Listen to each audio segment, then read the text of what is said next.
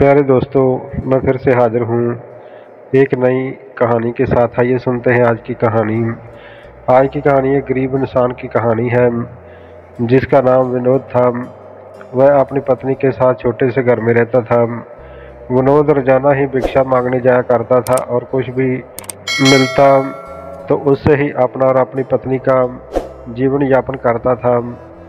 एक बार सारा ही दिन भिक्षा मांगने के बाद उसे केवल एक मुट्ठी चावल हाथ लगे।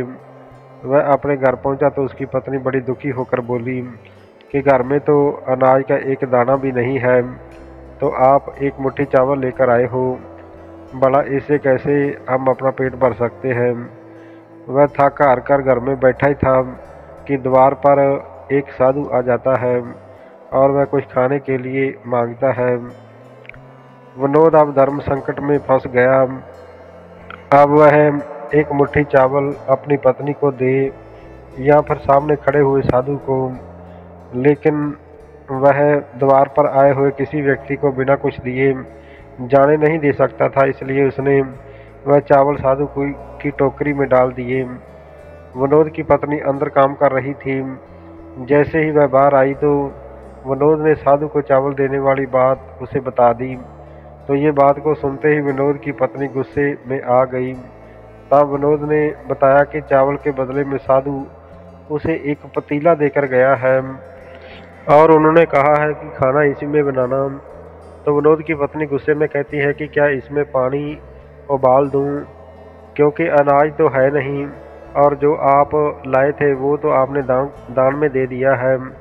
जैसे ही वह पतीले को उठाती है तो उससे कुछ वजन का एहसास होता है और वह पतीले को खोलकर देखती है तो चौंक जाती है, क्योंकि उसमें इन दोनों के लिए पका हुआ खाना रखा हुआ था। विनोद की पत्नी के चेहरे में खाने को देखकर मुस्कुराहट आ जाती है।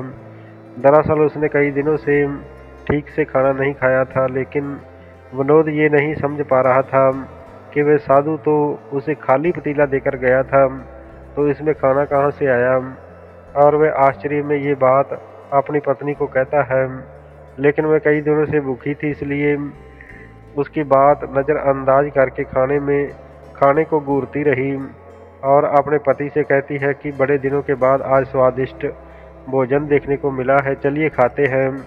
तो विनोद खाना खाने बैठ जाता है, लेकिन अभी भी उसका ध्यान उसी बात पर टिका हुआ था, क्या ये बर्तन जादुई पतीला है।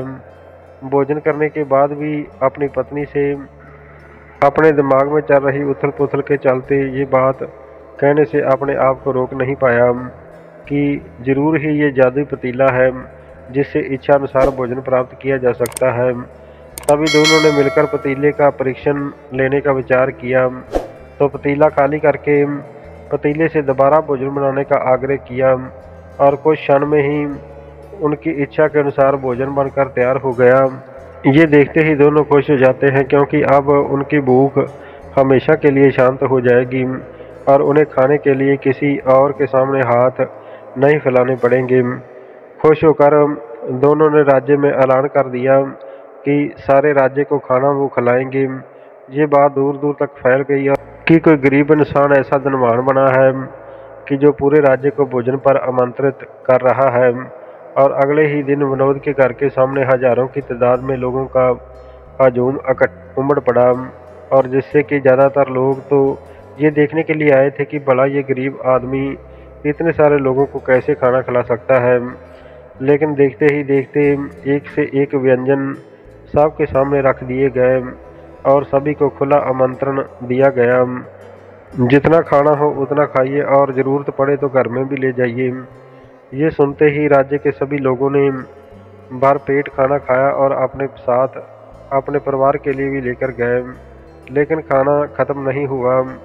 ये देखकर कुछ लोगों के मन में शंका उत्पन्न होने लगी। उन्होंने राजा से जाकर शिकायत कर दी कि महाराज, जरूर उसने कहीं से कोई चोरी की है, कि अन्यथा उनके पास तो इतना धन कहाँ से आएगा ये वह पूरे राज्य को भोजन करवा सके। और राजा भी सच जानना चाहता था। राजा ने विनोद को अपने दरबार में बुलाया।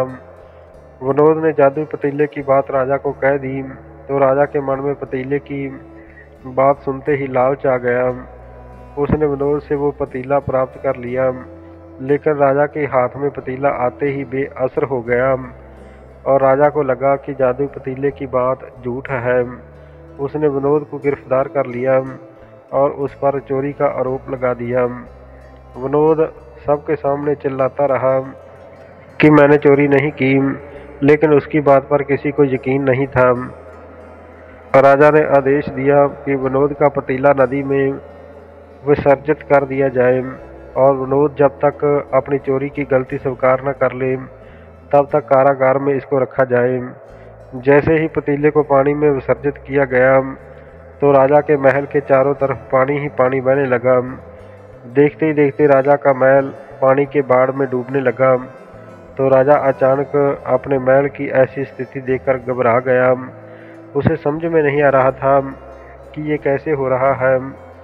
तभी तभी वह अपने राज्य के ज्योतिष आचार्य जी से चर्चा करता है और आचार्य जी उसे बताते हैं कि तुमने एक निर्दोष व्यक्ति को कारागार में डालकर अपराध किया है, इसलिए आपके महल की ये स्थिति हो गई है। यदि आपने उसे कारागार से बाहर नहीं निकाला तो इस राज्य का सर्वनाश हो जाएगा।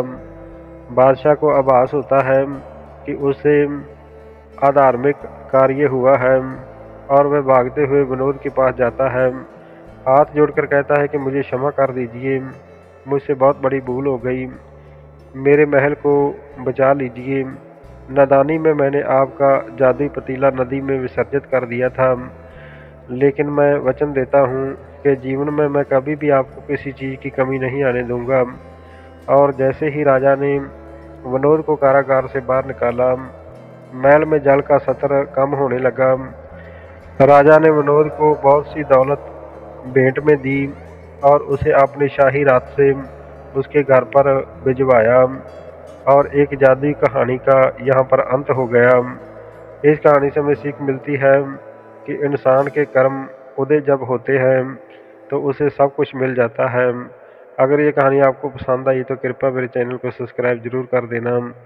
हमेशा अच्छा सोचो, अच्छा करो और खुश रहो। धन्यवाद। वंदे मातरम। जय भारत।